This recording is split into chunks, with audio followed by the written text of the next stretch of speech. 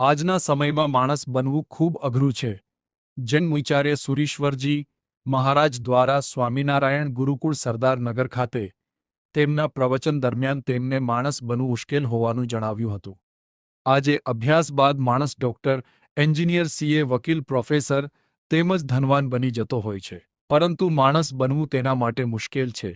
આજે માણસનો દુકાળ છે. દરેક દેશ અને જિલ્લા તાલુકાના માણસની બહુ જરૂર છે. આ સાથે તેમણે રાષ્ટ્રરક્ષાની પણ વાતો કરી હતી.